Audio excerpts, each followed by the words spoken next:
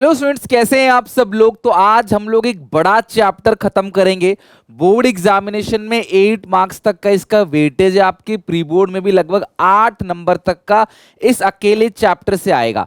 Chapter interesting है, बहुत सारी चीजें रियल लाइफ में भी आपने इनकी देखी होगी, मजा आने वाला है। नेक्स्ट 50 मिनट्स के अंदर मैं इस चैप्टर को A to Z पूरा का पूरा अच्छे से विद ऑल एनसीईआरटी कीवर्ड्स के साथ इस चैप्टर को खत्म करूंगा, ताकि जितने भी केस स्टडीज बनने वाले हैं इस चैप्टर से वो सारा का सारा इसी वीडियो में कवर हो जाए। तो वीडियो को एंड तक देखना, एक एक चीज ध्यान से समझना। स्टार्ट करते हैं क्लास 12 बिजनेस स्टडीज का डायरेक्टिंग का वन शॉट। डायरेक्टिंग होता क्या है? डायरेक्टिंग वो एलिमेंट है जहां से एक्चुअल वर्क शुरू होता है। प्लान बनाया, रिसोर्सेस अरेंज किए, स्टाफ आपने भर्ती कर दिया, लेकिन स्टाफ काम कब करेगा? जब आप उनको दिशा दिखाओगे, जब आप उनको गाइड करोगे, तभी स्टाफ काम करेगा। जो स्टाफिंग में आपने स्टाफ भर्ती किया है वो यहां पर काम करना चालू करेंगे। उनको मोटिवेट करना पड़ेगा, उनको इंस्पायर करना पड़ेगा, उनको लीडरशिप क्रिएट करना पड़ेगा, उनके बीच में कम्युनिकेशन बनाना पड़ेगा, उनकी एक्टिविटी पे नजर रखना पड़ेगा। ये सारी चीजें हम पढ़ेंगे डायरेक्टिंग के अंदर। सो डायरेक्टिंग है क्या? Telling people what to do. Directing लोगों को बताता है क्या करना है, and seeing that they do it to the best of their ability. सिर्फ बताता नहीं है, ये भी देखता है कि अपनी बेस्ट ऑफ देयर एबिलिटी से वो काम को परफॉर्म कर रहे हैं या नहीं कर रहे हैं। एनसीईआरटी क्या कहता है कि कई बार पूछा जाता है कि बताओ ये कौन से फंक्शन ऑफ मैनेजमेंट की बात कर रहा है, तो एनसीईआरटी कहता है directing is a managerial process which take place throughout the life of organisation. यानी कि ये वो प्रोसेस है जो throughout the life of organisation चलता है। तो ये अगर पूछा जाएगा कि वो कौन सा प्रोसेस है जो throughout the life of an organisation चलता रहता है, कभी खत्म नहीं होता। एक काम को करने के लिए डायरेक्शन दी जाती है, वो काम पूरा हो जाता है, दूसरा काम दे दिया जाता है, उसको काम पूरा होने के बाद फिर एक डायरेक्शन दिया जाता है तीसरे काम को पूरा करने के लिए, and so on. So directing is a continuous process like planning, organising and management, like okay. तो ये हो गया एनसीईआरटी का वो। अब आते हैं फीचर्स या कैरेक्टरिस्टिक्स ऑफ डायरेक्टिंग। डायरेक्टिंग के फीचर्स क्या है? सबसे पहला इनिशिएट एक्शन। यहां पे काम को पहली बार शुरू किया जाता है, यानी बिना डायरेक्शन के कोई भी वर्कर काम नहीं कर पाएगा। तो डायरेक्टिंग क्या करता है? Actual work start by giving direction. तो मैनेजर क्या करता है? डायरेक्शन देता है ताकि वर्कर से वो काम करा सके। कंटिन्यूअस एक्टिविटी, अभी मैंने बताया throughout the life of organisation चलता रहता है। कंटिन्यूअसली जो मैनेजर्स होते हैं वो कंटिन्यूअसली गाइड करते हैं, सुपरवाइज करते हैं, मोटिवेट करते हैं अपने सबऑर्डिनेट को। पर्वेसिव है, छोटी कंपनी हो, बड़ी कंपनी हो, प्रॉफिट मेकिंग हो, नॉट फॉर प्रॉफिट मेकिंग हो, इंडिया में हो, यूएस में हो, कोई फर्क नहीं पड़ता है, ये पर्वेसिव है। आपके पेरेंट्स भी आपको डायरेक्ट करते हैं, गाइड करते हैं, आप भी किसी दोस्त को कुछ समझाते हो, टॉप लेवल में मिडिल को, मिडिल लोअर को, लोअर वर्कर्स को, हर कोई क्या है गाइडेंस का काम करता है, हर कोई इंस्पायर करता है नेक्स्ट जो उसके नीचे लोग काम कर रहे हैं उनको। सो ये पर्वेसिव है, हर लेवल पे जरूरत होता है। डायरेक्टिंग के अंदर ना काम देखा जाता है, परफॉर्मेंस ओरिएंटेड है। हम कभी भी एम्प्लॉयज को क्यों समझाते हैं किसी चीज को, काम कैसे किया था, उनको मोटिवेट करते हैं, क्यों करते हैं? ताकि उनसे काम निकलवाया जा सके। मेन फोकस यहां है performance oriented. The main motive of directing is bring efficiency in performance. Directing help करता है एम्प्लॉयज की परफॉर्मेंस को इंप्रूव करने में। As like staffing, directing is also human element. ध्यान रखना, स्टाफिंग और डायरेक्टिंग दोनों ही ह्यूमन एलिमेंट है, दोनों में ही ह्यूमंस का इन्वॉल्वमेंट है।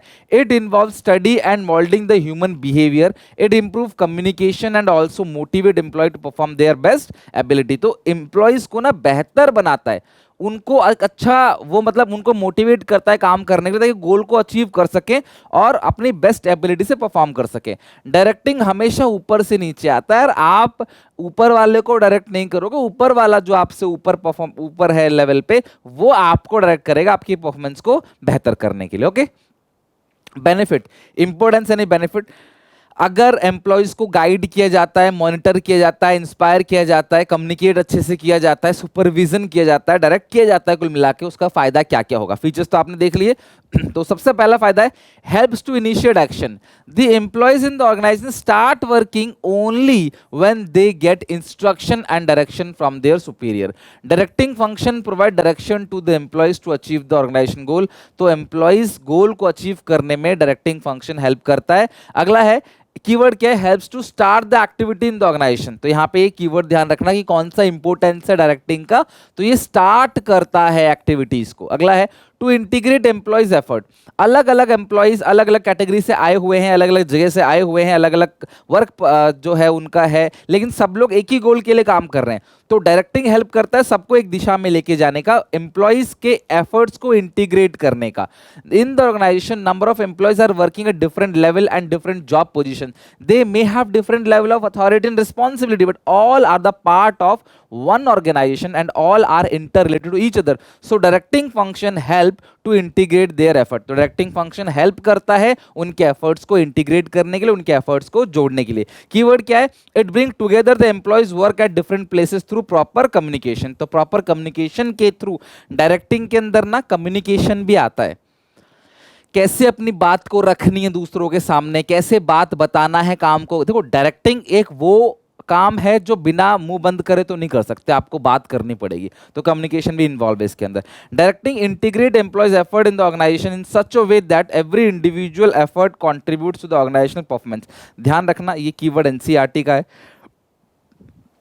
ये पेपर में आपको देखने को मिल सकता है। डायरेक्टिंग इंटीग्रेट करता है एम्प्लॉयज एफर्ट्स को, तो यहां पे कौन सा पॉइंट है इंपोर्टेंस का, to integrate employees effort, second point.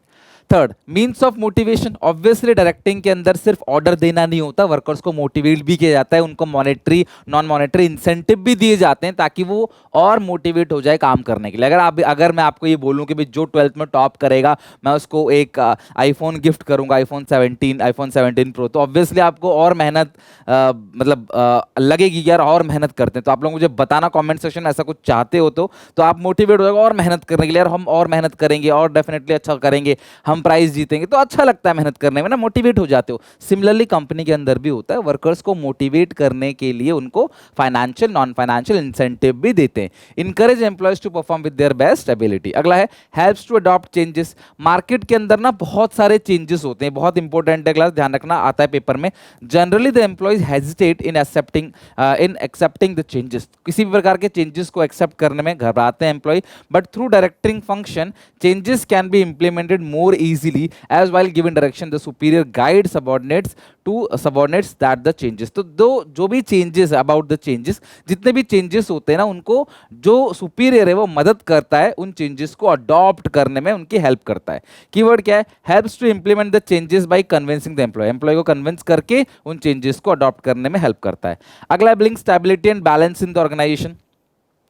Directing function try to create a balance. ध्यान रखना, सब लोग अलग अलग दिशा में जाएंगे, सबका अपना अपना अलग अलग ईगो डेवलप होगा, तो काम कभी हो नहीं पाएगा। तो एक बैलेंस क्रिएट करने की कोशिश करता है। Generally when the employees are working at different level they develop a different attitude. Top level वाला सोचता है मैं ही सब कुछ हूं, भैया ऐसा नहीं है, लो लेवल वाला भी इंपॉर्टेंट है। तो डायरेक्टिंग फंक्शन क्या करता है, एक बैलेंस और स्टेबिलिटी लेके आता है ऑर्गेनाइजेशन के अंदर, ठीक है। Create a balance between top and lower level, ये आता है, bring stability and balance in the organisation. Writing, ये 4 एलिमेंट है और इन चारों एलिमेंट में से ये सिलेबस के अंदर नहीं है सुपरविजन। तो मोटिवेशन, कम्युनिकेशन, लीडरशिप, हमें इन 3 के बारे में पढ़ना है और इन तीनों में से क्वेश्चन पूछे जाते हैं, मतलब तीनों टॉपिक के अंदर से क्वेश्चन पूछे जाते हैं। बहुत इंपॉर्टेंट है और अच्छे से तसल्ली से, कोई जल्दीबाजी नहीं होगी इस वन शॉट के अंदर। अच्छे से मैं डिटेल में ही कराऊंगा आपको कीवर्ड्स के साथ, क्योंकि मुझे पता है यार ये चैप्टर 8 नंबर का है, तो अगर मैं अच्छे से करा दूंगा 5-10 मिनट की वीडियो बड़ी बन जाएगी, लेकिन हर चीज़ कवर हो जाएगी, ताकि जब आप रिवीजन करने बैठो कल को तो आपको पता चले कि इसके अंदर से सब कुछ आ रहा है, इसके अलावा कुछ और देखने की जरूरत नहीं है, ठीक है।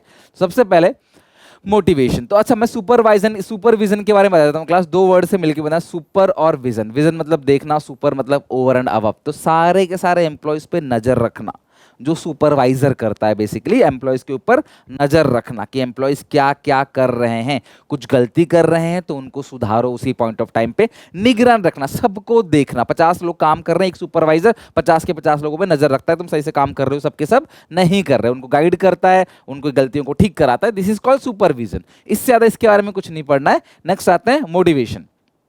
ध्यान समझना, अब ये जो वर्ड है ना, ये सब जानते हो अच्छे से कि क्या होता है मोटिवेशन। जब आपको आग लगती है अंदर से कुछ करने की, आपका दिल टूटता है या फिर आपको कहीं इंसल्ट किया जाता है आपका, या किसी चीज को पाने की जिद हो जाती है, किसी के जैसा बनना चाहते हो आप, तो अंदर से मोटिवेट हो जाते हो, हाँ यार मैं भी करूंगा, मैं भी करके दिखाऊंगा, उसने मेरी इंसल्ट करी ना, मैं मेहनत करूंगा।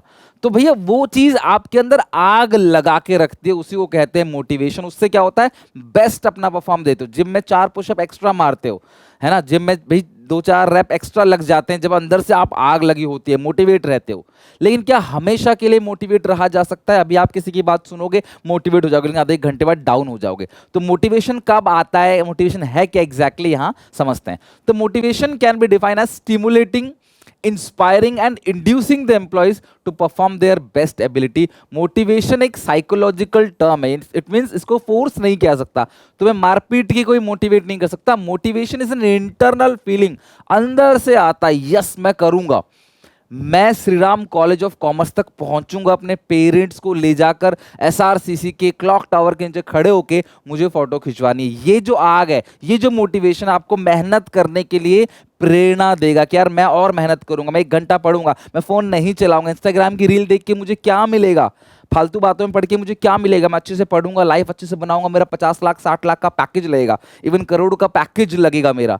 तो वो जब दिमाग में रख के मेहनत करोगे ना, तो ही आगे बढ़ोगे। मजाक कौन नहीं लेना चाहता, हर कोई सोना चाहता है देर तक, हर कोई दिन भर रील देखना चाहता है, बैठे बैठे पैसे कमाना चाहता है, दुनिया भर में घूमना, दुनिया भर का खाना खाना, कपड़े खरीदना, नए फोन गैजेट्स हर कोई चाहता है। लेकिन उसके लिए आपको एफर्ट्स डालने पड़ेंगे, अपने पैसे से कमाओगे ना तो एक आग लगेगी। तो मोटिवेशन क्या करता है, आपके अंदर आग लगाता है ताकि आप बेस्ट एबिलिटी से परफॉर्म कर सकते हो। ये अंदर से आता है, अपने आप काम करने की इच्छा जगती है, कोई दूसरा इंसान जबरदस्ती नहीं कर सकता। हाँ आपको इंड्यूस कर सकता है या फिर आपको इंस्पायर कर सकता है। आप किसी को देखते हो कि यार इस एज में नीरज चोपड़ा ने जो है वो गोल्ड जीता है, मैं भी मेहनत करूंगा, देश के लिए कुछ करूंगा, उसको देख के आप इंस्पायर हो रहे हो, ऐसा हो सकता है।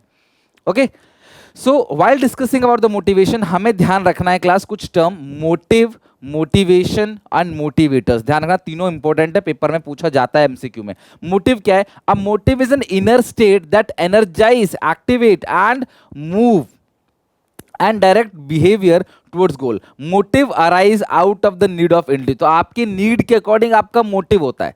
भाई छत नहीं है तो भाई मुझे अपना घर बनाना है, ठीक है, मैं बीमार पड़ता हूं तो मुझे अपना अच्छी सेहत बनानी है, तो आपकी नीड के अकॉर्डिंग मोटिव। क्या आपका मोटिव क्या है, आपका गोल क्या है, और जो प्रोसेस है उस प्रोसेस को, उस गोल को अचीव करने का जो प्रोसेस है, that is called motivation. Motivation is the process of stimulating people, inspiring, inducing, ताकि आप गोल को अचीव कर सको अपनी बेस्ट ऑफ एबिलिटी से। मोटिवेटर क्या है? वो टेक्निक्स, जो टेक्निक आप यूज करते हो लोगों को मोटिवेट करने के लिए, वो मोटिवेटर्स है। लाइक डाइवर्स मोटिवेटर्स, लाइक पे, आपको अच्छा सैलरी मिलेगा, आपको अच्छे पैसे मिलेंगे तो काम करने के लिए अपने आप मोटिवेट रहोगे, बोनस मिलेगा, प्रमोशन, रेकग्निशन, प्रेज, कि भाई मालिक मेरी तारीफ करेगा, in the organisation to influence. तो जो आपको दिया जा रहा है, लालच एक तरीके से समझ लो, वो क्या है? आपका मोटिवेटर्स है, वो लोग ही आपको मोटिवेट कर रहे हैं। तो मोटिव हो गया, प्रोसेस हो गया, मोटिवेटर्स हो गया। अब कीवर्ड ध्यान रखना, मोटिवेशन में पहचानने को आता है ये कौन सा है, कि मतलब कौन सा एलिमेंट है डायरेक्टिंग का। Creating will to do the work when employees lose, जब एम्प्लॉयज का इंटरेस्ट घट जाता है तब इस एलिमेंट को यूज किया। जब डाउन पड़ जाते हो ना आप, तो आपको मोटिवेट किया था, टीचर आपको मोटिवेट करते हैं, जब आप पढ़ाई करते करते थक जाते हो, डाउन हो जाते हो, हार मानने लग जाते हो। और improving the initiative level of employee, motivated रहोगे तो नई नई आइडियाज भी दिमाग के अंदर आएंगे, लोगों को इंड्यूस करोगे बेस्ट परफॉर्म करने के लिए। साइकोलॉजिकल प्रोसेस है, नीड से और डिजायर से ये पनपता है। एक्चुअली क्या है, आपकी नीड अगर होगी तो ही कोई आपको मोटिवेट कर पाएगा। अगर तुम्हारे पास सब कुछ है ना, कोई मोटिवेट नहीं कर पाएगा। मुझे फोन चलाने का कोई मन नहीं है और कोई मुझे फोन का लालच दे रहा है, तो अच्छे से काम कर, तुझे फोन दूंगा। भैया मुझे फोन चाहिए ही नहीं, मैं अच्छे से काम क्यों करूंगा? समझ रहे हो? एनसीईआरटी क्या कहता है? मोटिवेशन मींस इंसाइटमेंट, ये वर्ड आप ध्यान रखना, इंसाइटमेंट या इंड्यूसमेंट टू एक्ट और move in the context of an organization. It means the process of making subordinates to act in a desired manner. एक ऐसा प्रोसेस जहां पे वर्कर्स को आप इस लायक बनाते हो कि डिजायर मैनर में उनसे काम कराते हो ताकि वो गोल को अचीव कर सके। This is called motivation. अब मोटिवेशन का एक प्रोसेस है, तो ये प्रोसेस लाइन बाय लाइन याद करना। मेरी रिक्वेस्ट यही रहेगी, छोटा सा प्रोसेस एक बार कमेंट सेक्शन में लिख लो, क्योंकि जब आप लिख लोगे तो आपको याद हो जाएगा। तो हाथों में लिख लो, पेन में लिख लो, जहां मौका मिले कॉपी पेन पे कहीं भी लिख लो, कहीं बुक के पीछे इसे लिख लो, आपको याद हो जाएगा। सबसे पहले मोटिवेशन की जरूरत कब पड़ती है? जब नीड पूरी नहीं है। अनसेटिस्फाइड नीड पूरी नहीं हो रही। जब आपकी नीड पूरी नहीं होगी तो खुश थोड़ी रहोगे, टेंशन में आ जाओगे। टेंशन में आ जाओगे तो ढूंढोगे ड्राइव कि भैया उस टेंशन को कैसे खत्म किया जाएगा, वो टेंशन कैसे खत्म होगी, फिर उसके अकॉर्डिंग अपने बिहेवियर को चेंज करोगे। चेंज करते ही नीड सेटिस्फाइड हो जाएगी, आपकी टेंशन खत्म हो जाएगी। मैं एग्जांपल देता हूं, आप किसी भी एग्जामिनेशन में पास ही नहीं हो रहे, क्लास में यूटी में फेल होते चले जा रहे हो, तो क्या होगा? टेंशन कि भाई मैं अपने सब्जेक्ट टेस्ट में फेल हो गया, यूनिट टेस्ट में फेल हो गया, एसेज में फेल होता जा रहा हूं, अपने हाफ ईयरली में फेल हो गया, तो भाई टेंशन हो जाएगी। टेंशन हो जाएगी तो सुनो, टेंशन का इलाज क्या है? अब टेंशन खत्म करने के लिए मुझे पास होना पड़ेगा। फिर पास होने के लिए सर्च बिहेवियर, बैठे बैठे थोड़ी पास हो जाओगे, ट्यूशन लगवाना पड़ेगा, सुनील सर की वीडियोस देखनी पड़ेंगी, क्वेश्चन जो क्लास में कराएं उनको पढ़ाना पड़ेगा, वन शॉट देखना पड़ेगा।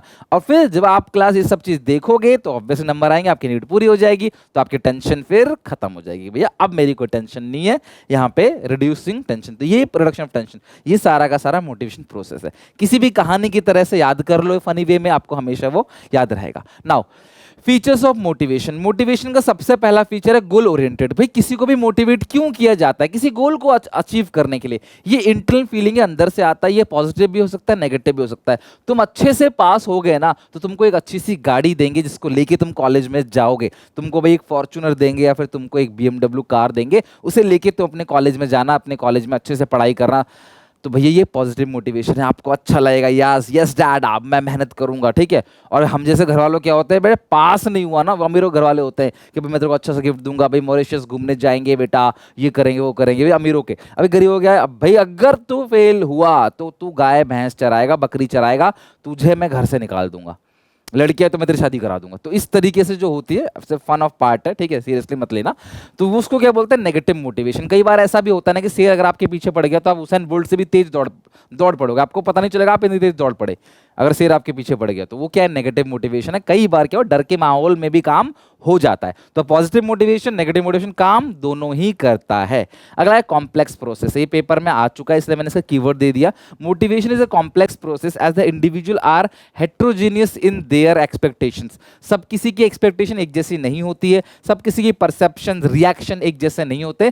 तो इसीलिए class a type of motivation may not have uniform effect all the member, इसीलिए इसके बोलते हैं ये कॉम्प्लेक्स है। इजीली नहीं है कि एक तरीके से एक क्लास में 50 बच्चे सबको मोटिवेट कर दूं। मैं यहाँ पे लेक्चर देता हूं, कई बार मोटिवेशन की लाइन बोलता हूं, हजारों बच्चे लाखों बच्चे वीडियोस देखते हैं, लेकिन सब मोटिवेट नहीं होते, बिकॉज हर कोई इंसान जो है एक जैसा नहीं है, होमोजीनियस नहीं है। अगला है कंटिन्यूअस प्रोसेस। मोटिवेशन क्या है? कंटिन्यूअस प्रोसेस है। एक गोल अचीव करने के लिए आपको मोटिवेट किया जाता है, वो गोल अचीव हो गया, दूसरे गोल के लिए मोटिवेट किया जाता है, वो गोल अचीव हो गया, तीसरे गोल के लिए मोटिवेट किया जाता है। It changes according to need of the employee. Employees की नीड के अकॉर्डिंग मोटिवेशन चेंज होता रहता है।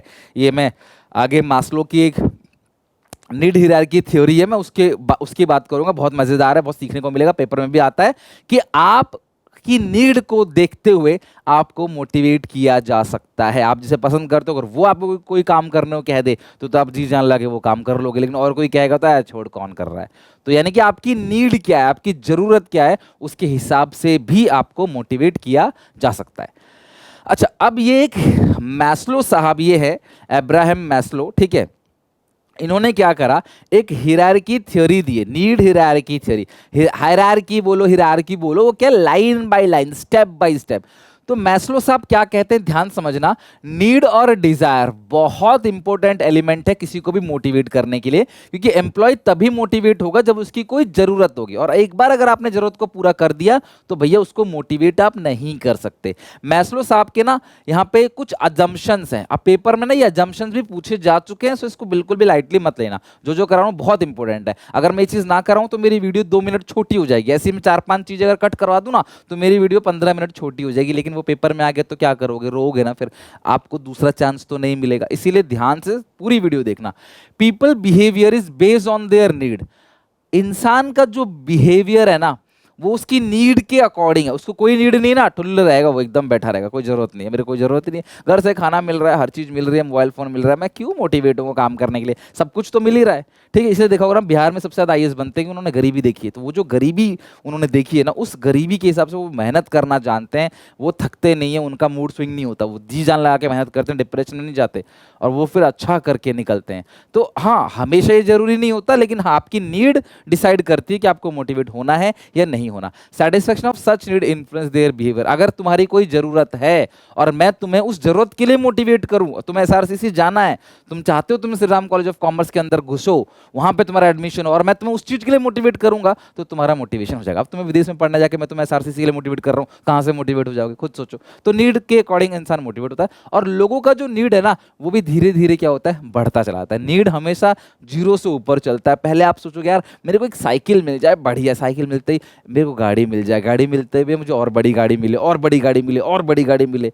समझ रहे हो, इंसान सोचता है मेरी एक कुटिया बन जाए, बस मेरा एक कमरे की छत मिल जाए मुझे, भाई ठीक है छत मिल गई, यार मेरा अच्छा से एक घर हो, घर अच्छा से एक कोठी हो, अच्छा से एक बंगला हो, विला हो। इस तरीके से आपकी जो है नीड बढ़ती चली जाती है। तो इंसान की सबसे पहली बात तो क्या है, मैस्लो साहब ये कहते हैं कि इंसान का जो बिहेवियर है उनकी नीड पे डिपेंड करता है, और दूसरी बात वो नीड हिरारिकल ऑर्डर में चलता है, लोअर टू हायर लेवल। और एक बार नीड आपने पूरी कर दी तो भैया उसको फिर आप मोटिवेट उस तरीके से नहीं कर सकते, अपर नीड के लिए आप उसको मोटिवेट करना पड़ेगा। और एक इंसान जो है नेक्स्ट लेवल पे तभी पहुंचेगा जब उसकी लोअर नीड पूरी हो जाएगी। भाई घर मिल जाएगा तभी तो फिर वो बंगले के बारे में सोचेगा। तो ये 4 अजम्पशन है। मैं यही बोलूंगा कि आप 3 से 4 दिन आराम से इस चैप्टर को दो, डेली बेसिस पे 3-3 4-4 घंटा, 2 घंटा समझो, 2 घंटा लर्न करो, कभी आधा 1 घंटा बैठ के लिखो, पॉइंट को अच्छे से तन मन धन लगा के याद करो। कुल 12 चैप्टर बीएसटी में है, तो 12 दिन में तो देखो बीएसटी कवर होगी नहीं, ऐसा सोच के थोड़ी इतना छोटा सिलेबस बनाया 12 दिन का। लेकिन हाँ आपको 12 महीने मिलते हैं पूरे 12 के लिए, तो 12 महीने नहीं तो कम से कम आप 4 दिन जरूर एक चैप्टर के ऊपर दो, तसल्ली से पढ़ो, सुनो, समझो, बुक की रीडिंग करो। मेरी एनसीईआरटी की लाइन भी मैंने डाल रखी है इसके अंदर, आप कनेक्ट कर जाओगे, मजा आएगा आपको बनाने में। 3-4 दिन में चैप्टर स्ट्रांग हो जाएगा। फिर मैं केस स्टडी की सीरीज भी लेके आऊंगा, आपको केस स्टडीज भी कराऊंगा हर चैप्टर के। चैप्टर तो लर्न करो पहले, फिर मैं एमसीक्यू भी लेके आऊंगा, सैम्पल पेपर क्वेश्चन भी करवाऊंगा, पीवाईक्यू भी करवाऊंगा। अब मैस्लो साहब ने 5 नीड दी हैं। मैस्लो साहब ने कहा है, ये पैरामिड बना रखा है कि 5 नीड है, हम line by line in 5 need को पूरा करेंगे, line by line. Physiological need, safety security need, team need, ठीक है, ये हो गया class social need, team need, last में हो गया सेल्फ एक्चुअलाइजेशन नीड। ये 5 नीड है, मैं 5 नीड के बारे में एक करके बात करता हूं। तो सबसे पहला है फिजियोलॉजिकल नीड। सबसे पहले इंसान को रोटी कपड़ा मकान चाहिए। तो जब भी आपकी नौकरी लगती है तो आपको यही है कि यार मेरा रोटी कपड़ा का मकान का मतलब रहने का, खाने पीने का जुगाड़ हो जाए। So hunger, thirst, shelter, sleep and sex are some examples of these needs. तो ये एक बेसिक नीड है किसी भी ह्यूमन की, ये अलाइन एनसीईआरटी से ही मैंने उठा रखा है। और ये नीड कैसे पूरी होगी, मॉनेटरी इंसेंटिव से। कोई बेचारा भूखा है और मैं उसे ज्ञान पेलने में लगाऊं, यस तू कर सकता है, मेहनत कर, आगे बढ़, ये वो, भैया बोलेगा भैया मुझे भूख लगी है, पहले तू खाना दे दे, मेरा दिमाग काम नहीं कर रहा। तो सबसे पहले इंसान को अगर मोटिवेट करना है तो फिजियोलॉजिकल नीड सबसे पहले पूरी करनी पड़ेगी, रोटी कपड़ा मकान, और वो किससे होगा, फाइनेंशियल इंसेंटिव से, यानी मॉनेटरी इंसेंटिव से। दूसरा है सेफ्टी सिक्योरिटी नीड्स। आज उसकी रोटी कपड़ा मकान की नीड आपने पूरी कर दी तो वो सोचेगा कि मेरा फ्यूचर भी सिक्योर रहे, मुझे फ्यूचर में भी रोटी कपड़ा मकान मिलता रहे। सरकारी नौकरी में जॉब सिक्योर होती है, इसलिए सब लोग सरकारी नौकरी भी लेना चाहते हैं कि भाई एक सैलरी भले ही कम है पर मेरी जॉब सिक्योर है, काम नहीं भी करूंगा तो भी कोई निकालेगा नहीं, ये सोच रहती है। फिजिकल एंड इमोशन हार्म, ध्यान रखना ये फिजिकल और इमोशनल हार्म की बात करता है। Example job security, stability of income, permanent नौकरी हो जाए, पेंशन प्लान आपको मिल जाए, these are safety security need. कि आप जहां पहली नीड रोटी कपड़ा मकान, दूसरी नीड जहां आप काम कर रहे हो वहां आपकी लाइफ सिक्योर हो और आपका भविष्य भी सिक्योर हो, कि आज तो आपका रोटी कपड़ा मकान की नीड पूरी हो रही है, फ्यूचर में भी वो चीज़ पूरी हो सके। तीसरा है सोशल नीड और बिलोंगिंगनेस नीड। जब आपका फ्यूचर भी सिक्योर हो गया ना तो खत्म नहीं होगी, इंसान की जरूरतें कभी खत्म नहीं होगी। वो सोचेगा मेरा एक ग्रुप में ना social need, natural love, affection, friendship, companionship, एक गेट टुगेदर ग्रुप हो हमारा, ये सारी चीजें कंपनी में चाहिए। It means fulfil the need of natural love, affection, friendship, companionship etcetera. Fulfil the social need, the manager prefer team work. तो manager इस नीड को पूरा करने के लिए टीम वर्क प्रेफर करता है, इनफॉर्मल गैदरिंग करता है, एम्प्लॉयज के लिए जो है वो कोई स्पोर्ट्स अरेंज कराता है, अलग अलग पार्टीज होती हैं, गेट टुगेदर होते हैं, मीटिंग्स होती हैं, क्लब ले जाते हैं, कभी मैच कराते हैं, कभी क्रिकेट खिलवाते हैं, कभी कोई फुटबॉल खिलवाते हैं, कोई भी एक्टिविटी, स्पोर्ट्स एक्टिविटी वगैरह करवाते हैं। तो ये सारी चीज़ें क्या होती है, सोशल और बिलोंगिंगनेस नीड के अंदर आता है। वर्कर को लगता है कि हाँ मैं इस ऑर्गेनाइजेशन का हिस्सा हूँ, उसको पार्ट ऑफ ऑर्गेनाइजेशन लगता है, फील आता है। फिर उसके बाद अगली नीड है स्टीम नीड। यहाँ पे रेस्पेक्ट, जब सारी चीज़ें मिल जाती है, इंसान पैसे कमा लेता है तो उसको इज्जत ज़्यादा प्यारी होती है, भैया मेरी इज्जत है, ठीक है, जब पैसे मिल जाते हैं तब। These needs are related to the respect and recognition. When the above three needs are satisfied then people start demanding the respect from themself in a group, कि भैया इज्जत हो, मेरे ग्रुप में कोई अच्छा डेजिग्नेशन हो, वाइस प्रेसिडेंट, चेयरमैन जैसा designation. It can be satisfied through non monetary incentive, मतलब नॉन मॉनेटरी इंसेंटिव के थ्रू ये पूरा किया जा सकता है। Steam need non monetary incentive से पूरा किया जाता है, जबकि फिजियोलॉजिकल नीड, रोटी कपड़ा मकान जो है, वो आपकी मॉनेटरी इंसेंटिव या फाइनेंशियल इंसेंटिव से पूरा किया जाता है। आखिरी नीड है सेल्फ एक्चुअलाइजेशन नीड। मैस्लो साहब ये कहते हैं कि अगर ये नीड पूरी कर दिया आपने, इंसान फिर मेहनत नहीं करेगा। लाइफ में जो बनना चाहते हो बन गए ना, फिर उसके बाद मेहनत जो है वो नहीं करी जाएगी, फिर आपको मोटिवेट नहीं किया जा सकता। तो लाइफ में जो बनना चाहते हो वो है, मतलब आपका जो एम ऑफ लाइफ है ये वो है। This need refers to realizing or reaching to the aim of your life. Once the employee becoming what he wants to become, it means satisfaction of his self-actualization need. Example, when a soldier faces bravely the bullet of enemy, he seems to be realize the self-actualization need. समझ रहे हो बात को? तो उसको लगता है ना मैं देश के लिए शहीद हो जाऊंगा, भाई ये मेरा एम है। ये एक एग्जाम्पल है सेल्फ-एक्चुअलाइजेशन नीड का। अब मोटिवेशन में ही दो चीजें हैं जो बहुत इंपॉर्टेंट है। वर्कर्स को मोटिवेट करने के लिए हम कुछ इंसेंटिव्स देते हैं, और वो इंसेंटिव अगर हम पैसों में देते हैं, मनी के फॉर्म में देते हैं, तो उसको बोलते हैं मॉनेटरी इंसेंटिव। और वो पैसे में नहीं देके कुछ अदर फॉर्म में देते हैं, that is called non monetary incentive. और ये जो मॉनेटरी इंसेंटिव है इसको फाइनेंशियल इंसेंटिव भी कहते हैं, और ये वो इंसेंटिव है जो ज़्यादा पावरफुल होता है लोअर लेवल ऑफ एम्प्लॉयज़ के लिए। यार देखो, जो गरीब लोग होते हैं ना, कम सैलरी वाले लोग होते हैं, उनको ज़्यादातर मतलब पैसों से ही होता है, भैया उनके लिए पैसा जरूरी है, उनको घर का किराया भरना, बच्चों को स्कूल की फीस भरनी है, घर पर राशन भरना है। तो उनके लिए ना, उनको अगर मोटिवेट करना है तो ज्ञान मत पेलो उनको पैसे दो। सीधी सी बात है, आपके दोस्त लोग कहते होंगे भाई तू मुझे सलाह मत दे, सलाह तो बहुत देते, तो मुझे पैसे दे दे, बस मुझे पैसों की जरूरत है, तुम रील भेज रहे हो, सलाह भेज रहे हो। तो ये जो लोअर लेवल के एम्प्लॉयज होते हैं उनके लिए बेटर रहता है फाइनेंशियल इंसेंटिव। सर कौन कौन से फाइनेंशियल इंसेंटिव है? क्वेश्चन ऐसा आएगा, आपको एक केस स्टडी दे देगा, बोलेगा पहचानो कौन कौन से फाइनेंशियल इंसेंटिव इसके अंदर इन्वॉल्व, उनके नाम बताओ। तो सबसे पहला पे एंड अलाउंसेस, यानी कि regular increment in salary every year, उनको अलाउंसेस देना, यानी कि हर महीने उनकी सैलरी बढ़ेगी और उनको जैसे एक अलाउंस होता है डीए, डियरनेस अलाउंसेस, महंगाई भत्ता। आपको पता है हर साल महंगाई बढ़ती है, हर महीने नहीं हर साल, तो हर साल क्या होगा आपकी सैलरी में कुछ कुछ इंक्रीमेंट आएगा, इसको बोलते हैं पे एंड अलाउंसेस।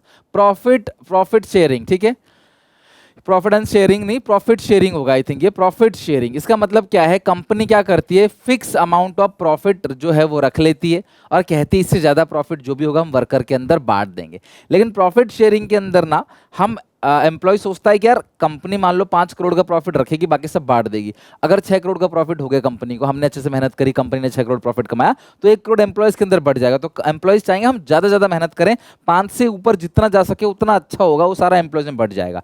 लेकिन यहाँ पे एम्प्लॉयज़ को ओनरशिप वाली फीलिंग नहीं दे रहे, बस हम प्रॉफिट दे रहे हैं। प्रॉफिट देना ओनरशिप बनाना नहीं होता।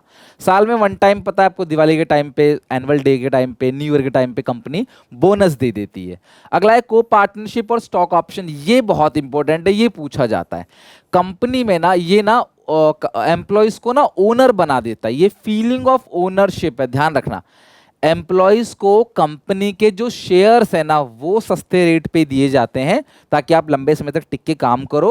4-5 साल जो भी पूरे हो जाएंगे तो ये शेयर्स फिर आपके ही हो जाएंगे, आप इस शेयर्स को आगे बेच भी सकते हो। शेयर 100 का है, आपको देंगे सिर्फ 20 रुपये में, तो हर शेयर पे 80 रुपये का आपको फायदा कर रहे हैं, पर 5 साल टिक के काम करना पड़ेगा। तो वर्कर को लगता है कि ये शेयर्स मुझे मिले हैं, यानी मैं इस कंपनी का मालिक हूँ, मैं अच्छे से काम करूंगा तो कंपनी के शेयर के प्राइस बढ़ेंगे, तो मेरे शेयर के प्राइस भी क्या होंगे, बढ़ेंगे। मेरी बात समझ रहे हो?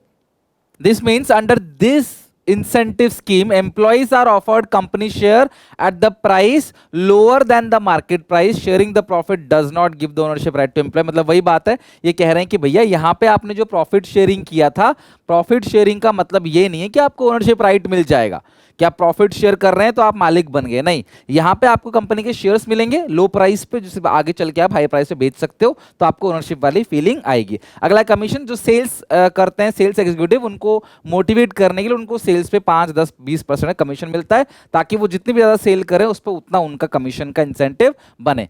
नेक्स्ट है productivity link with wage incentive. जितना ज्यादा प्रोडक्शन करोगे हायर रेट से, उतना ही ज्यादा आप लोगों को हायर वेज मिलेगा। यानी कि अगर आप ज्यादा प्रोडक्शन करोगे तो हायर रेट से आपको वेज दिया जाएगा, कम प्रोडक्शन करोगे तो कम रेट से वेज दिया जाएगा आपको। इससे क्या होगा, लोग चाहेंगे हम ज्यादा प्रोडक्शन करें। लाइक ये कहते हैं 100 यूनिट तक अगर बनाते हो 1 से 100, तो हर यूनिट का आपको 5 रुपये मिलेगा। लेकिन 100 से ऊपर जितना भी बनाओगे हर यूनिट का आपको 7 रुपये मिलेगा। तो हर इंसान चाहेगा कि मैं 100 से ऊपर बना दूं, 110, 120 बना दूं, ताकि मुझे 7 रुपये के हिसाब से पैसा मिले।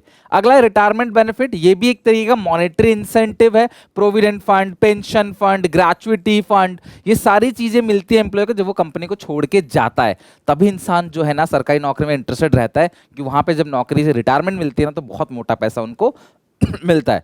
अगला है परक्विजिट्स। परक्विजिट्स बेसिकली क्या होता है, सम स्पेशल बेनिफिट है, जैसे car allowances, housing, children education allowances, leave travel. Company आपके बच्चों को पढ़ाएगी, आपको गाड़ी देगी, आपको शॉफर देगी, आपके मेडिकल का खर्चा झेलेगी, आपको छुट्टी पे भेजेगी। मॉरिशस हो गया, लंदन हो गया, पेरिस, न्यूयॉर्क, ग्रीस जाओगे घूमने के लिए, कंपनी आपको अलाउ करेगी। ये सारी चीजें आप लोगों को मोटिवेट करेगा, ऑब्वियसली किसी को भी मोटिवेट करेगा। दिस इज कॉल्ड परक्विजिट्स, और ये मॉनेटरी इंसेंटिव है। लेकिन इसके लिए आपको अच्छे से मेहनत करनी पड़ेगी, पढ़ाई करनी पड़ेगी, लाइफ में सक्सेसफुल बनना पड़ेगा, ताकि किसी अच्छी कंपनी में आप जाओ तो वहां पे ये फैसिलिटी आपको मिले। शुरू में नहीं तो 5-10 साल बाद आपको ये चीजें मिलने लग जाएं। लेकिन सिर्फ मॉनेटरी इंसेंटिव नहीं होता, कुछ ऐसे इंसेंटिव भी होते हैं जहां आपको पैसा तो नहीं मिलता है, लेकिन आपको बहुत सेटिस्फेक्शन मिलता है, बहुत इज्जत आपको मिलती है, और वो भी आपकी नीड को पूरा करता है, और वो भी चीज आपको मोटिवेट करेगा बेस्ट अपना परफॉर्म करने के लिए। सो non-financial incentive या non-monetary incentive, these incentives cannot be calculated in terms of money but provide a psychological emotional satisfaction. These are made by the basically ये जो है वो more powerful है, more required top level managers। तो आमतौर पे बड़े लेवल के जो मैनेजर्स होते हैं उनको नॉन मॉनेटरी दिया जाता है, और जो लोअर लेवल के मैनेजर्स होते हैं उनको मॉनेटरी इंसेंटिव दिया जाता है।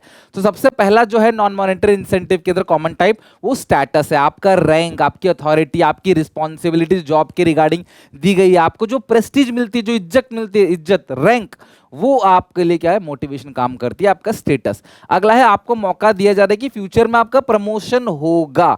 प्रमोशन कर नहीं रहे क्योंकि फिर तो वो फाइनेंशियल इंसेंटिव हो जाएगा, आपको अपॉर्चुनिटी दे रहे हैं कि अच्छे से काम करोगे तो फिर आपका इस लेवल पे प्रमोशन हो जाएगा, अपर लेवल पे आप और अपर लेवल पे चले जाओगे, सीनियर वाइस प्रेसिडेंट बन जाओगे वाइस प्रेसिडेंट से, तो ये भी आपको मोटिवेट करेगा। This is called career advancement opportunity. अगला है सबसे ज्यादा और सबसे common, employees recognition scheme. It means giving a special regard, special respect which satisfy the ego of subordinate. When employee are appreciated for their good performance, they feel motivated. आप अच्छा करते हो, आपके सर पे हाथ रखा जाता है, आपकी पीठ थपथपाई जाती है, आपको मोटिवेट किया जाता है, हाँ आपने बहुत अच्छा किया, ऐसी कीप अप, मेहनत करते चलो और आगे बढ़ते चलो, तो आपको अच्छा फील आएगा, आप और अच्छे से काम करोगे।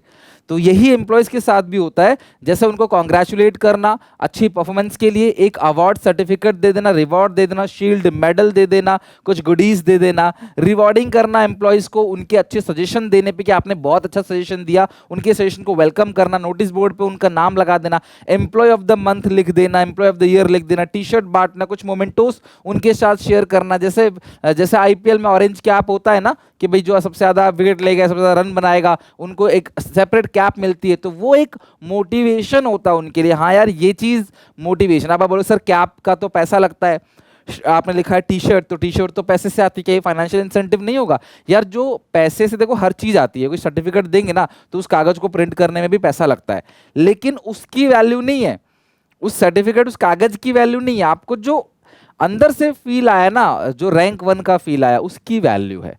आपके लिए क्लैपिंग करवाई, आपको आपके आपको स्कूल में असेंबली में बुला के फ्रंट में आपकी रिस्पेक्ट करी गई, आपके बारे में कुछ अच्छा बोला गया, वो मोटिवेट करेगा। आपको कोई शील्ड मिली है, आपको कप मिला है, तो भैया वो तो आप मार्केट से भी खरीद के ला सकते हो, लेकिन वो फील थोड़ी देगा वो। भाई अगर मैं अलग अलग शील्ड जाके, वर्ल्ड कप तो मार्केट से खरीद के भी ले आया कोई कोई कंट्री, तो क्या वो वाली फील देगा उसको? नहीं, वो फील नहीं देगा। भले वो खरीद के ला सकता है, लेकिन वो फील वो असली वाला ही देगा। तो ये होता है employ recognition programme.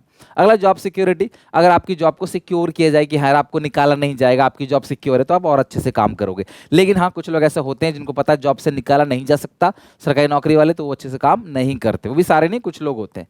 Employ participation. कोई भी काम करना हो, डिसीजन लेना हो, तो एम्प्लॉयज को बुलाओ, उनके साथ मिलकर डिसीजन को लो। यार आप भी आप अपना पक्ष रखो, अपनी राय दो, अपना सजेशन दो आप, तो वहां पे उनको अच्छा फीलिंग आएगा, उनको फीलिंग ऑफ बिलोंगिंगनेस आएगा कि यार मैं भी इस कंपनी का हिस्सा हूं। कुछ चीज करने से पहले पता है मेरे से पूछा जाता है, तो वो और मन से काम करेगा।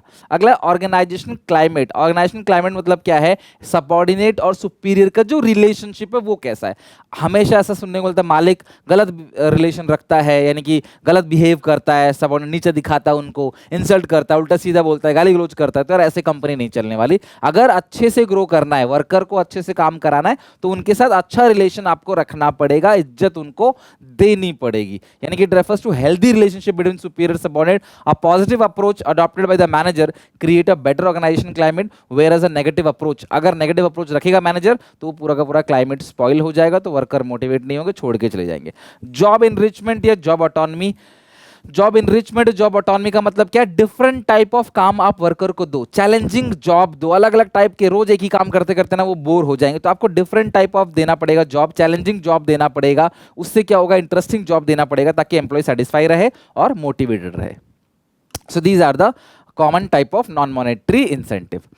Now एक इसके अलावा ना क्लास एक एम्प्लॉय एम्पावरमेंट भी है, वो रहेगा। एक बार आप एनसीईआरटी से देखना, एम्प्लॉयज एम्पावर मतलब एम्प्लॉयज को पावर देना कि वो जो मर्जी चाहे मतलब कि काम कर सकता है अपने हिसाब से, अपने इंटरेस्ट के हिसाब से काम चूज कर सकता है, वो एम्प्लॉयज एम्पावरमेंट हो गया, कुछ पावर देना हो गया। एक बार आप एनसीईआरटी से देख लेना, और यही सब मैक्सिमम चीजें हो गई। नेक्स्ट है लीडरशिप।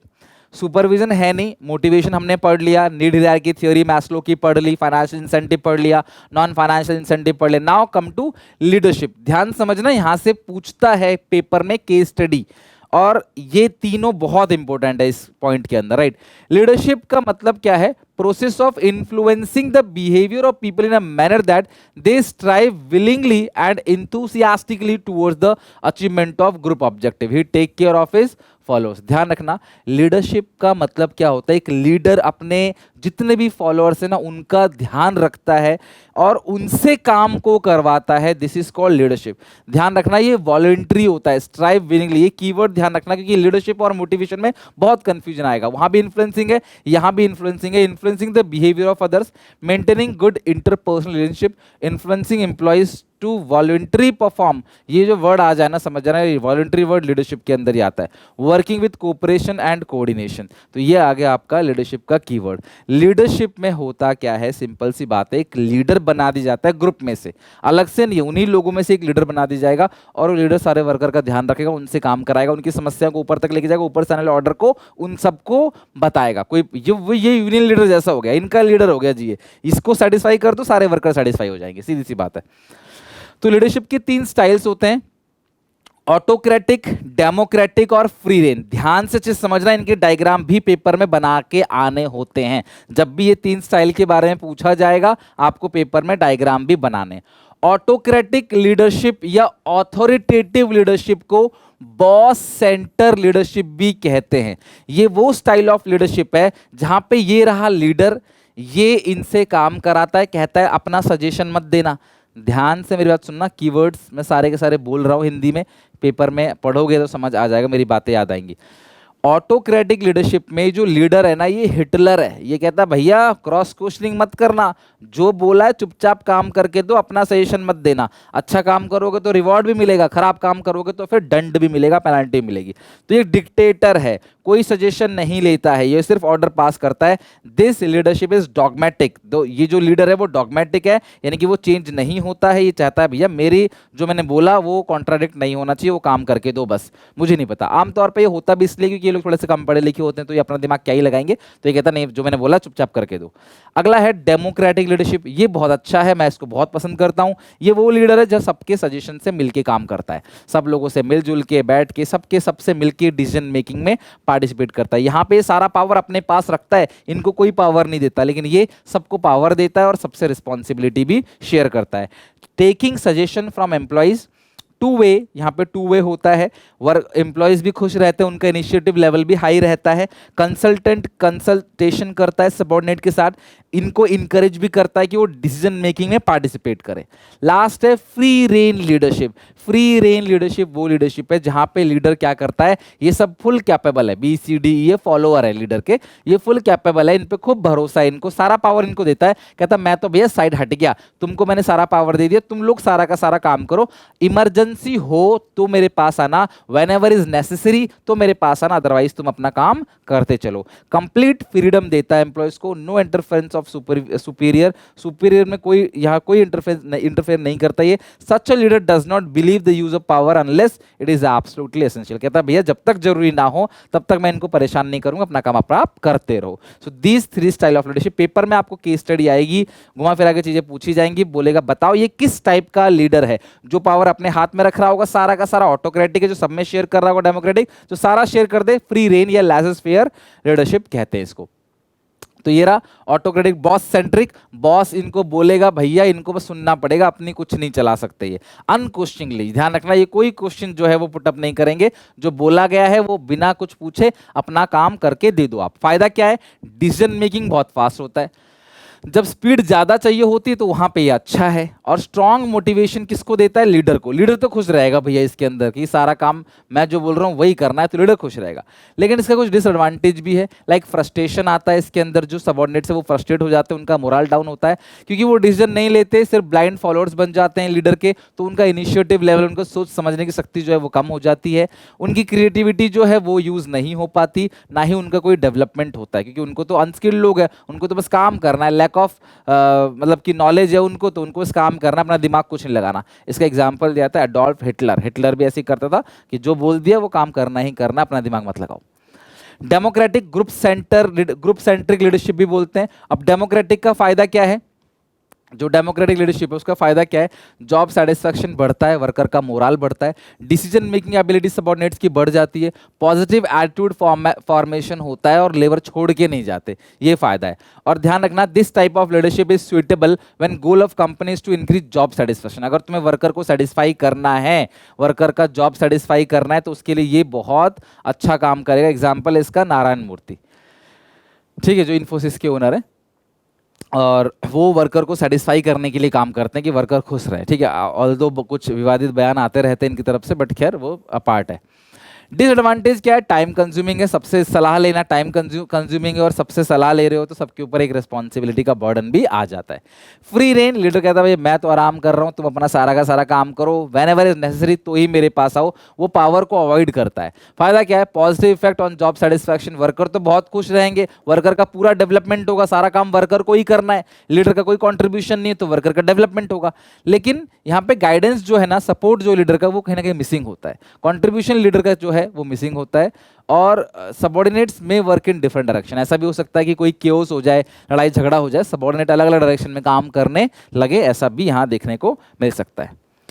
Last, communication. हमने लीडरशिप पढ़ लिया, मोटिवेशन पढ़ लिया, अब लास्ट टॉपिक है कम्युनिकेशन। लीडरशिप में वही 3 चीजें हैं, तो उसी से आएगा, ध्यान रखना।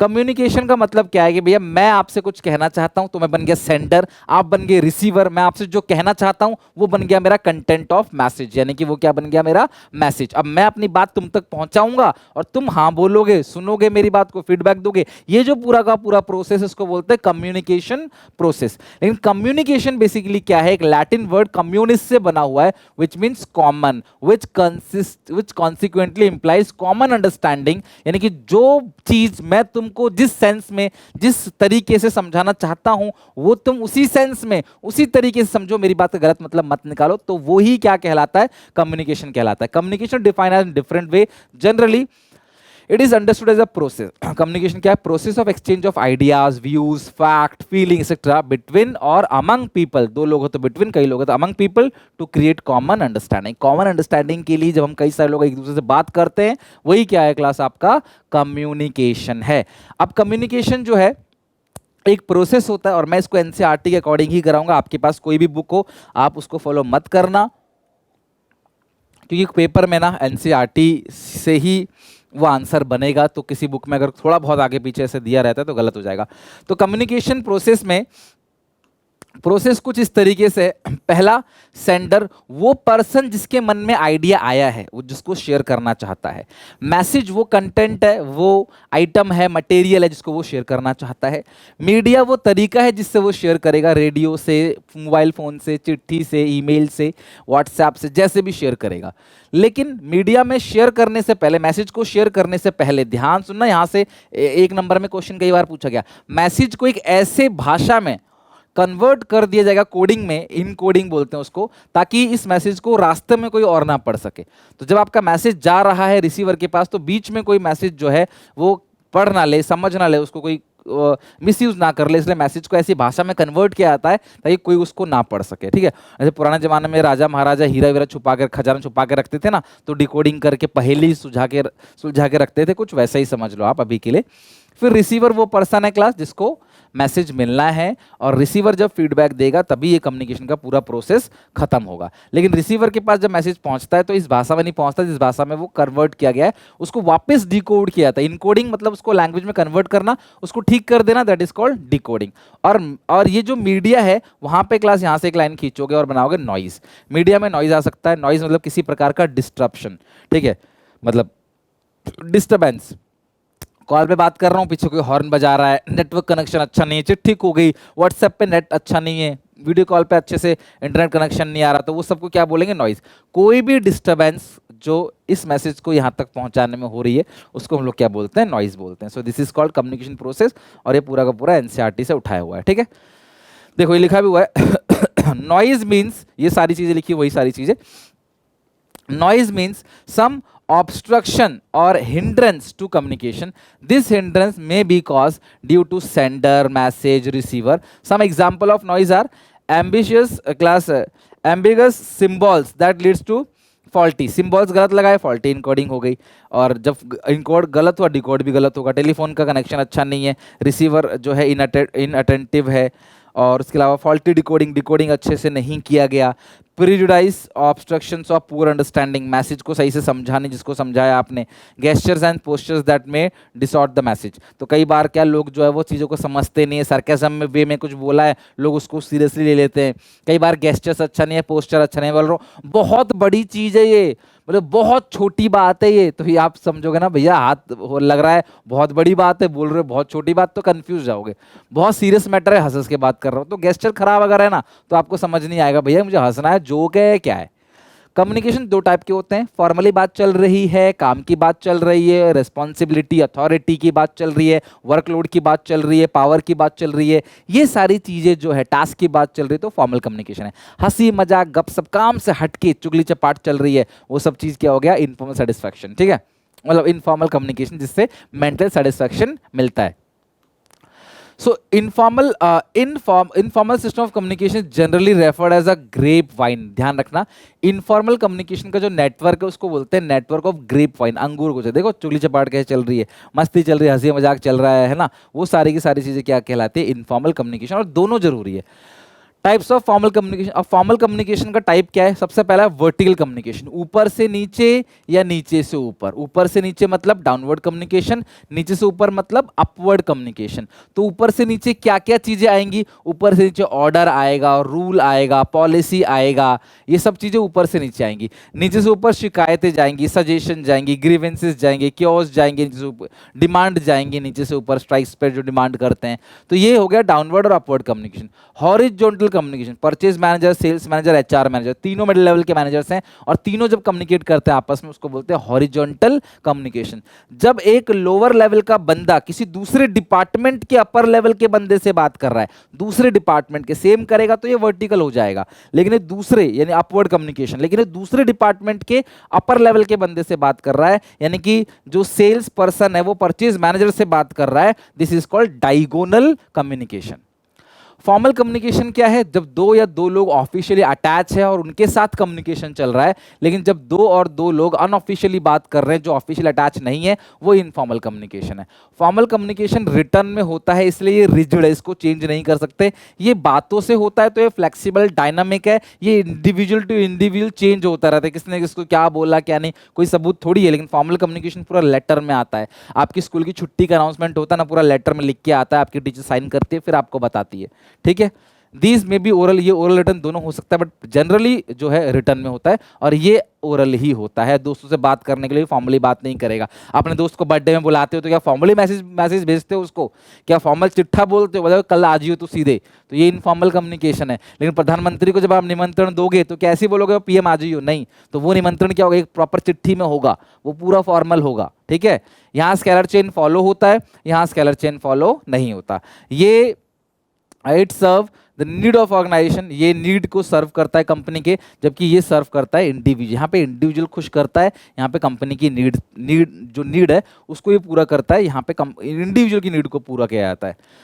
ये गोल को अचीव करने के लिए किया जाता है, ये सिर्फ और सिर्फ मेंटल रिलीफ और साइकोलॉजिकल सेटिस्फेक्शन के लिए किया जाता है। यहाँ पे रिस्पॉन्सिबिलिटी फिक्स करना आसान है, भाई ये लेटर किसने इशू किया, कहाँ से आया, ये आसान है, जबकि यहाँ पे क्लास रिस्पॉन्सिबिलिटी को फिक्स करना आसान नहीं है, ठीक है। Barriers to the effective communication, barrier मतलब रुकावट, किसी भी प्रकार का रुकावट जो मैसेज ये इसको भेजना चाह रहा है ये इसके पास नहीं पहुंच रहा है। यहाँ तो दीवार है, लेकिन यहाँ पे दीवार का मतलब है किसी भी प्रकार का रुकावट, किसी भी प्रकार का रुकावट हो सकता है। बहुत अलग अलग टाइप के बैरियर होते हैं जिससे ये जिस सेंस में, जिस तरीके से जो चीज़ इसको समझाना चाहता है ये उसको उस सेंस में उसी तरीके से नहीं समझ रहे, कॉमन अंडरस्टैंडिंग दोनों के बीच नहीं है, इसको बोलते हैं barrier. A communication barrier is anything that comes in the way of receiving and understanding message that one send to another to convey his ideas, thought और any other kind information, this is called barrier. ये वो barrier है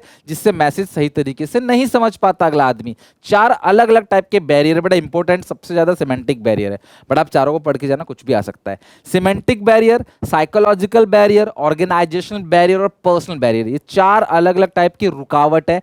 सबसे पहला semantic barrier, some time same word and sentences can be understood differently by the different people। same word same message को अलग तरीके से अलग इंसान ने समझ लिया, this type of barrier is called semantic barrier. और ये होता क्या है, अलग अलग लोगों की अलग अलग अंडरस्टैंडिंग लेवल होती है। Main cause of semantic problem, semantic barrier का जो मेन कॉज है वो क्या है? सबसे पहला बैडली एक्सप्रेस मैसेज, कि आपने जो मैसेज दिया वो सही से नहीं दिया। लैक ऑफ वोकैबलरी, जो है आपकी वोकैबलरी अच्छी नहीं थी, मैनेजर में यूज रॉन्ग वर्ड, उसने गलत वर्ड यूज किया, जो वर्ड प्रॉपरली यूज करना था वो वर्ड यूज नहीं किया, जिसकी वजह से बैरियर आया। बैडली एक्सप्रेस मैसेज, आपने मैसेज ही सही से एक्सप्रेस नहीं किया। ये पॉइंट ध्यान रखना, ये पॉइंट किसके हैं? सिमेंटिक बैरियर के। पूछेगा ये पॉइंट किसके हैं और ये सिमेंटिक बैरियर का ये कौन कौन सा पॉइंट है, तो बहुत इंपॉर्टेंट है। इसके लिए स्पेशली आपको देखो 4-5 घंटे निकालने पड़ेंगे तसल्ली से, एक ही बार में 4-5 घंटे ना निकाल के दो दिन में निकाल लेना, लेकिन अच्छे से कर लेना इसको। अगला है symbol with different meaning, some time a word may have different meaning, एक ही वर्ड का अलग अलग मीनिंग होता है। Price price, principal principle, right write, तो समझने वाला दूसरा मीनिंग समझ सकता है, उस वजह से वो गलत समझ लेगा, जो हम बोल रहे हैं वो नहीं समझेगा। तो वो जो बैरियर है, this is called semantic barrier, symbol of different meaning. Faulty translation, कई बार जो ट्रांसलेटर होता है, जो आपकी भाषा को ट्रांसलेट करके जनता को बताता है, उसने सही से ट्रांसलेट नहीं किया, उसकी वजह से भी बैरियर आ जाता है। This is called faulty translation. Sometime the worker do not understand the language which is used by the manager, वो ट्रांसलेटर ने सही से ट्रांसलेट नहीं किया। टेक्निकल जार्गन, कुछ टेक्निकल वर्ड्स होते हैं, साइंस वालों के पास, डॉक्टर के पास अलग अलग वर्ड होते हैं टेक्निकल, है ना, इंजीनियर के पास, एडवोकेट के पास, कॉमर्स में भी कमोडिटी, EBIT, है ना। अब ये सारी चीजें यूटिलिटी, भैया वो सब हर कोई नहीं समझेगा, वो टेक्निकल वर्ड है तो आम आदमी नहीं समझेगा, तो अगर आपने वो यूज किया तो भी जो है वो किसके अंदर आता है, सिमेंटिक बैरियर के अंदर, टेक्निकल जार्गन। बॉडी लैंग्वेज, आपकी बॉडी लैंग्वेज सही नहीं है, मैंने बताया अभी आपको ना कि आपका जो बोल रहे हो वो बॉडी लैंग्वेज मैच नहीं कर रही उससे, उस वजह से बैरियर आता है। Unclarified assumption, sometime the worker में प्री डिटरमाइन अजम्पशन, कई बार क्या होता है ना, पहले से ही आप मान लेते हो, कुछ पहले ही मान लिया चाहिए ये बोलने वाला है, तो फिर आपका दिमाग सुनता नहीं है उसको, और उस वजह से क्या आता है, बैरियर आता है। This is called unclarified assumption. दूसरा है साइकोलॉजिकल बैरियर, आपकी जो दिमागी अवस्था है, साइकोलॉजिकल बैरियर मतलब क्या है कि आपकी दिमागी अवस्था ठीक नहीं है, आप बहुत दुख में हो, बहुत सुख में हो, तो आपको समझ नहीं आएगा कुछ। कोई इंसान बहुत दुख में होता ना, वो कहता नहीं भैया मुझसे बात करो, मुझे कुछ समझ नहीं आ रहा। ये जो गुस्से में है वो कहता मुझसे बात करो, मुझे समझ नहीं आ रहा, गुस्से में कुछ उसका दिमाग काम नहीं करता। गुस्से में दो लड़ाई करते हैं दो लोग ना, उनको पीछे कुछ बोल रहे हो उनको सुनाई नहीं देगा उसमें, क्योंकि वो एक अलग स्टेट ऑफ माइंड में रहते हैं। तो साइकोलॉजिकल बैरियर मतलब आपका जो माइंड है, प्री मैच्योर इवोल्यूशन, आपने पहले ही कंक्लूजन डिराइव कर लिया मैसेज पूरा होने से पहले, टीचर ने पूरी बात बोली भी नहीं है अभी, तुम पहले ही समझ गया, हाँ समझ गया मैं क्या कह रहे हो, तो भैया वो भी एक तरीके का बैरियर है। वो क्या है, psychological barrier. Lack of attention, ध्यान से नहीं सुना। Loss of transmission and poor retention, जब मैसेज कई लोगों के थ्रू गुजरता है तो मैसेज अपनी ओरिजिनलिटी को खो देता है। ए बी कुछ बोलेगा, बी सी कुछ बोलेगा, सी डी कुछ बोलेगा ना, तो मैसेज जो है ये कुछ, इसने कुछ और बोला होगा, ये बेचारा कुछ और समझ बैठेगा, तो कई लोगों के बीच जब मैसेज पास होता है। तो अगला है डिस्ट्रस्ट, जब आपको किसी पर भरोसा नहीं है ना, तो वो कुछ ही बोलेगा तो भैया आप उसको सुनोगे नहीं, समझोगे नहीं। Distrust between communicator and communicate act as a barrier if parties do not believe each other, they are not able to understand or each other message in original sense। जब दोनों लड़ाई करते हैं ना, दोनों दुश्मन है, अगर एक दूसरे को देख के स्माइल भी करेंगे, बोलेगा अच्छा तू हंस रहा है मेरे ऊपर, समझ रहे बात को, क्योंकि वही दोनों दुश्मन है, तो भाई अगर भरोसा नहीं ना एक दूसरे के ऊपर, तो भैया अगर भरोसा है, दो दोस्त है एक दूसरे को गाली देके बात भी कर रहे हैं, तो वो गुस्सा नहीं आएगा, पता है कि यार ये बात में है, ऐसा कुछ दिल से सेंस नहीं है उसका। कोई दूसरा आदमी आके गाली दे देगा तो आप लड़ाई कर बैठोगे, भाई दोस्त गाली देता है अरे ये और वो, तो चल जाता है, क्यों, क्योंकि आपको भरोसा है उसके ऊपर, ठीक है, ट्रस्ट है कि वो दिल से नहीं दे रहा है ऐसा। कंपनी में खुद की कमी, कंपनी की पॉलिसी ही ऐसी नहीं है कि आप फ्री फ्लो कर सको। अब गूगल पे, यूट्यूब पे अगर आपको कुछ बात करनी हो तो भैया एक दिन का वेट करना पड़ेगा, आराम से कॉल घुमा के बात नहीं कर सकते। लेकिन इंडियन कंपनी में कोई कंपनी, कोई प्रोडक्ट आप ले रहे हो, एसी ले रहे हो, आप सीधे कॉल घुमाते हो, आप बात करते हो, लेकिन वो बात नहीं कर पाते बिल्कुल भी। कुछ कंपनी की पॉलिसी ऐसी है, गूगल की पॉलिसी, फेसबुक की पॉलिसी कि फ्री फ्लो नहीं, फोन उठाया बात कर लेगा, बड़ी दिक्कत होती है बात करने में। इंस्टाग्राम वगैरह पे रूल्स रेगुलेशन, कंपनी के नियम कानून ऐसे हैं कि आप फ्री फ्लो इंफॉर्मेशन नहीं है, किसी से भी बात नहीं कर सकते, आप प्रॉपर परमिशन लेनी पड़ेगी बात करने के लिए। स्टेटस डिफरेंस, बड़ा आदमी छोटे आदमी से बात ही नहीं करता, बड़े आदमी का फोन हमेशा छोटे आदमी के लिए बिजी रहेगा, लेकिन बड़े आदमी का फोन उससे बड़े आदमी के लिए हमेशा फ्री रहेगा। तुम पूछो भाई तू बहुत ज्यादा बिजी हूँ यार, बिजी, वो बिजी तुम्हारे लिए है, अपने बॉस के लिए कभी बिजी नहीं है वो। तो कई बार स्टेटस की वजह से इंसान बात नहीं करता। कॉम्प्लेक्स ऑर्गेनाइजेशन, ऑर्गेनाइजेशन में क्या होता है, जब कई सारे लेवल होते हैं और उन लेवल से मैसेज आता है, तो कई बार ऐसा हो सकता है कि मैसेज का गलत इंपैक्ट आए, या नीचे वाला शिकायत कर रहा है और 2-4 लेवल से ऊपर शिकायत गई है उसकी, तो सबसे टॉप वाला शायद उसकी शिकायत को प्रॉपर समझ ना पाए, तो ये ऑर्गेनाइजेशन बैरियर।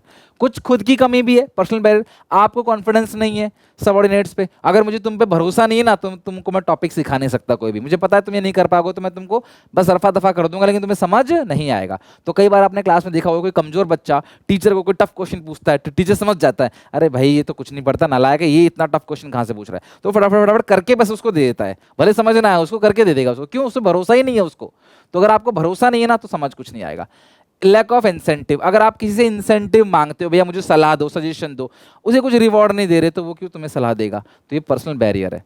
अगर मैं आज बच्चों से बोलता हूँ भैया मुझे बताओ कि यार मुझे क्या क्या इंप्रूवमेंट करना है, अगर मैं उनको कुछ रिवॉर्ड दूंगा ना, तो वो अच्छे से बताएंगे भी, दिल से बताएंगे भी, और नहीं तो फिर वो बताएंगे नहीं, इतना इंटरेस्ट नहीं लेंगे। तो लैक ऑफ इंसेंटिव से भी एक तरीके का बैरियर आता है। फियर ऑफ अथॉरिटी, अगर सुपीरियर जो है इस बात से डरता है कि भैया उसकी अथॉरिटी कहीं खत्म ना हो जाए इस बात को करने से, मतलब कई बार क्या होता है कि बड़े लोग गलती भी करते तो मानते नहीं है कि कहीं वो नीचे ना हो जाए, कहीं तुम्हारे खिलाफ जो डर है तुम्हारे मन में उनके लिए वो खत्म ना हो जाए। सो वो किसके अंदर आता है, फियर ऑफ अथॉरिटी के अंदर। अगला अनविलिंगनेस टू कम्युनिकेट, तुम्हारा भैया तुम्हारे बिजनेस स्टडीज वाली जो मैडम है वो पढ़ाना ही नहीं चाहती, फिर भी तुम जा जाके पूछ रहे हो मैम इसका क्या मतलब होगा, ऐसे क्या मतलब होगा, मैम तुम्हें बताएंगे, तुम्हें कुछ समझ नहीं आया, क्यों, वो बात ही नहीं करना चाहती, वो आज मूड में ही नहीं है, और तुम उनसे पूछे जा रहे हो, तो वो कहाँ से बताएंगे, खुद सोचो। तो ये अनविलिंगनेस टू कम्युनिकेट, जहाँ पे सुपीरियर बात नहीं करना चाहता या सबऑर्डिनेट बात नहीं करना चाहता, तो भैया उस सिचुएशन में कोई कॉमन वहाँ पे सॉल्यूशन नहीं निकलेगा। अब सर उस कम्युनिकेशन को इंप्रूव कैसे करें? प्रॉपर मायने में कम्युनिकेशन का मतलब होता है कॉमन अंडरस्टैंडिंग बिटवीन टू। मैंने जो तुमको बोला तुमने उसी चीज को उसी तरीके से समझा, दिस इज कॉल्ड कम्युनिकेशन। और बैरियर आ गया तो बैरियर टू इफेक्टिव कम्युनिकेशन। तो अच्छा कम्युनिकेशन कैसे बनाए, कम्युनिकेशन को बेहतर कैसे करें? तो सबसे पहला है clarify the idea before communicating. जो आप बात किसी से करने जा रहे हो उसको क्लैरिफाई कर लो, उसको एक दूसरे से डिस्कस कर लो पहले ही, ताकि माइंड में रहे आपका कि हाँ आप क्या बात करने जा रहे हो, उस बात को प्रॉपरली करो। अगला क्या है? Communication according to the need of receiver. जैसे रिसीवर है उसके अकॉर्डिंग आप कम्युनिकेट करो। जो रिसीवर है ना उसके, रिसीवर अगर पढ़े लिखे नहीं है, कुछ लोग होते हैं जो जो आप हिंदी में बात कर रहे हो आपसे इंग्लिश में बात करेंगे। अरे भैया, जो इंग्लिश में बात करता है तुम उनसे तो बात कर नहीं पाते, जो हिंदी में बात करते हैं उनसे इंग्लिश में बात कर रहे हो। भैया रिसीवर के अकॉर्डिंग, मैं जिस लोगों से बात कर रहा हूँ मैं उनके अकॉर्डिंग उनसे बात करूंगा। मोदी जी जहां जाते हैं वहीं की वेशभूषा बना लेते हैं, पंजाब जाएंगे पगड़ी बांध लेंगे, है ना। जिस स्टेट में जाएंगे ना उस स्टेट की वेशभूषा बना लेंगे और उनके अकॉर्डिंग बात करेंगे, तभी मोदी जी को लोग समझते हैं, सुनते हैं। तो ये हो गया communication according to the need of the receiver. Consult the idea before communicating. जो भी कम्युनिकेट आप कर रहे हो तो भैया पहले दूसरों से कंसल्ट कर लो। अब ये आप लोग दोस्तों के लिए नहीं है, दोस्त लोग किसी से नहीं पूछते। आप किसी कंपनी में जा रहे हो, वर्कर से मीट कर रहे हो, वर्कर से बात कर रहे हो, तो जो भी बात करने वाले हो वो पहले किसी और से बात कर लो वैसे ही, ताकि वो बता दे तुम्हें भाई तुम गलत बोल रहे हो, लोग ऐसा समझेंगे, इसका ये मतलब निकलेगा। Proper language, proper tone, proper content जो है वो यूज करो और प्रॉपर फीडबैक लो। वर्कर से फीडबैक जरूर लेना है कि भैया समझ आया कि नहीं आया। अगला कम्युनिकेशन, आप जो भी चीज कम्युनिकेशन कर रहे हो उसका इंपैक्ट क्या होगा प्रेजेंट में और फ्यूचर में, उसका क्या इंपैक्ट होगा ये भी आप बात करके चलो। कई बार ऐसा होता है प्रेजेंट का जो इंपैक्ट है वो लोग गलत समझ रहे होते हैं, लेकिन जब फ्यूचर के इंपैक्ट की बात करते हैं तो लोग समझ जाते हैं, अच्छा यार सर ऐसा कहना चाह रहे हैं, ये इंसान ऐसा कहना चाह रहा है।